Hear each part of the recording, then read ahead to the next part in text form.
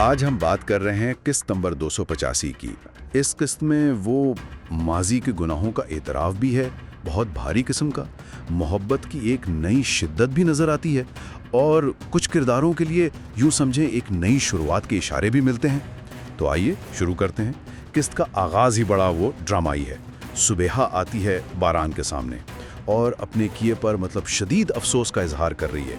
कह रही है कि अगर उसे ज़रा भी पता होता कि दिलान उसकी बेटी है तो वो ये जुल्म कभी ना करती। लेकिन देखे ना, बारान के लिए ये सिर्फ अफसोस की बात नहीं है। वो उन 3 महीनों का हिसाब मांग रहा है जब दिलान कैद में थी, अजियत में थी। उसके गुस्से से ज़्यादा ना मुझे उसकी तकलीफ महसूस हुई दिलान के लिए। वो जानना चाहता था कहाँ रखा, कैसे रखा।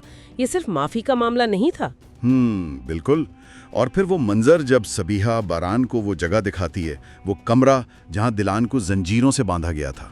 बारान का वहाँ चीखना, तुमने उसे जंजीरों में बांधा था, कैसे किया ये सब? वो उसकी अपनी अजियत थी असल में। जी। इन एतराफ़ात के बाद बारान फौरन दिलान के पास जाता है और जब वो सुनता है ख़ासतौर पर वो जंजीरों वाली बात, तो वो शदीद कर्ब महसूस करता है, गुस्सा भी, तकलीफ भी। और वो पूछता है दिलान से कि तुमने ये बोझ अकेले क्यों उठाया, मुझे क्यों नहीं बताया? और दिलान का जवाब देखें, उसकी मोहब्बत और उसका डर। वो कहती है, खौफ मेरे अंदर तक बैठ गया था, मैं डरती थी कि अगर तुम्हें बता दिया तो तुम्हें कुछ हो जाएगा। उसका ये कहना कि बस तुम्हें देखना, तुम्हारा ठीक होना मेरे लिए काफ़ी था।